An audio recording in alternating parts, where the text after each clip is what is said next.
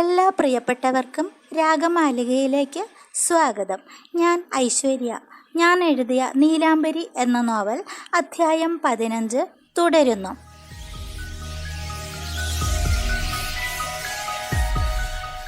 ആകെ പരീക്ഷണനായാണ് ജഗന്നാഥക്കുറുപ്പ് ഇഞ്ചക്കൽ തറവാട്ടിലെത്തിയത്.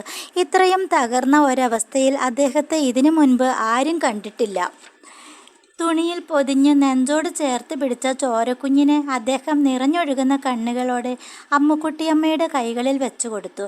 മുന്നിൽ തളർന്ന് തല കുമ്പിട്ട് നിൽക്കുന്ന ഭർത്താവിൻ്റെ നേർക്ക് അവർ 1000 ചോദ്യങ്ങൾ മനസ്സിൽ ചോദിച്ചു. ആ ചോദ്യങ്ങളെല്ലാം ഉൾക്കൊണ്ട് അദ്ദേഹം പറഞ്ഞത് ഇത്ര മാത്രം: ഇവൾ നമ്മുടെ മകൾ, ഇഞ്ചക്കൽ തറവാടിൻ്റെ അടുത്ത അവകാശി.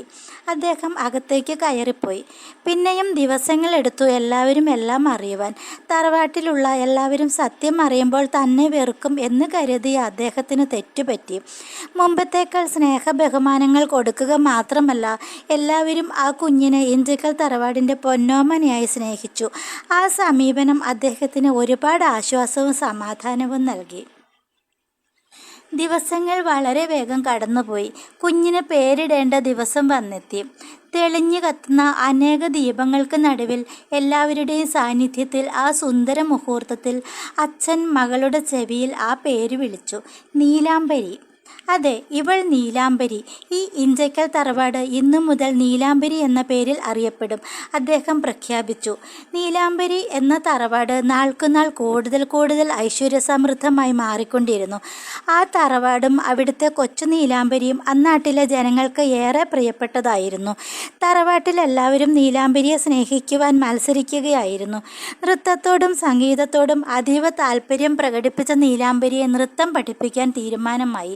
അന്ന് ഒരു തിങ്കളാഴ്ച, നീലാംബരിയുടെ 5ാം പിറന്നാൾ. തറവാട്ടിൽ ഉത്സവ പ്രതീതിയാണ്. നീലാംബരിയുടെ നൃത്തപഠനം ഇന്നാണ് ആരംഭിക്കുന്നത്. കുളിപ്പിച്ചൊരുക്കി നീലാംബരിയുടെ ഇഷ്ടനിറമായ ആകാശനീലിമയിൽ വെള്ളിക്കസവും മുത്തുകളും തുന്നിപ്പിടിപ്പിച്ച ഉടുപ്പിടിയിച്ച് വീതിയേറിയ വെള്ളിക്കൊലുസ് അണിഞ്ഞ നീലാംബരി ഒരു കൊച്ചു ദേവതയെപ്പോലെ തോന്നി. ആകാശനീലിമ കലർന്ന നിറങ്ങൾ മാത്രം തിരഞ്ഞെടുക്കുന്ന ഒരു പ്രത്യേക സ്വഭാവരീതിയായിരുന്നു നീലാംബരി പ്രകടിപ്പിച്ചിരുന്നത്. വെള്ളി ആഭരണങ്ങളോടും വല്ലാതെ പ്രിയം. പിറന്നാൾ മധുരം കഴിച്ച് അകത്തേക്ക് തിരിയുമ്പോഴാണ് ഓട്ടുമണിയുടെ ശബ്ദം കേട്ടത്. ആഗതൻ ആരെന്നറിയുവാൻ ജഗന്നാഥക്കുറുപ്പ് തന്നെ പുറത്തേക്ക് വന്നു. അദ്ദേഹത്തിൻ്റെ വിരലിൽ തൂങ്ങി കൊച്ചു നീലാംബരിയും. പുറത്തു നിന്ന ആളെ കണ്ടതും അദ്ദേഹത്തിന് സന്തോഷമായി. വന്നത് ചേന്നനായിരുന്നു. വളരെ നാളുകൾക്ക് ശേഷം ചേന്നൻ മടങ്ങി വന്നതിൽ കുറുപ്പദ്ദേഹം വളരെ സന്തോഷിച്ചു. മാത്രമല്ല, അന്ന് ചേന്നൻ്റെ കുടിലിൽ എത്തിയ ആ രാത്രി കുറുപ്പദ്ദേഹത്തിൻ്റെ മനസ്സിൽ നിന്നും എന്നേക്കുമായി മാഞ്ഞു പോയിരുന്നു. സിദ്ധൻ്റെ മന്ത്രശക്തി അത് മായ്ച്ചു കളയുകയായിരുന്നു. വർഷങ്ങൾ വളരെ വേഗത്തിൽ കടന്നുപോയി. നീലാംബരി 15ാം വയസ്സിലേക്ക് കടന്നു. ഒരായുസ് കൊണ്ട് എത്രയും അറിവ് നേടാമോ അത്രയും ഈ പ്രായത്തിൽ നീലാംബരി സ്വന്തമാക്കി. നൃത്തം, സംഗീതം, ചിത്രകല തുടങ്ങിയവ മാത്രമല്ല, പഠനകാര്യങ്ങളിൽ അത്യധിക പാണ്ഡിത്യം നേടി. വായന, എഴുത്ത് നീലാംബരിയുടെ ഇഷ്ടവിനോദമായിരുന്നു. നീലാംബരിയെ ചേന്നൻ ശത്രുവായാണ് കണ്ടിരുന്നത്. കുറുപ്പദ്ദേഹം കാണെ അയാൾ തികഞ്ഞ ഭവ്യത നടിച്ചിരുന്നു. പാടത്തിനക്കരെ ക്ഷേത്രത്തിൽ ഉത്സവമായി. നീലാംബരിയുടെ നൃത്തമാണ് ഏറ്റവും പ്രധാന ഐറ്റം. അന്നാട്ടിലെ ജനങ്ങൾ മുഴുവനും അതിനായാണ് കാത്തിരിക്കുന്നത്. ഇത്തവണ നീലാംബരി തനിക്ക് പ്രിയപ്പെട്ട ശങ്കരാഭരണവും തില്ലാനയും അവതരിപ്പിക്കുവാൻ തീരുമാനിച്ചു.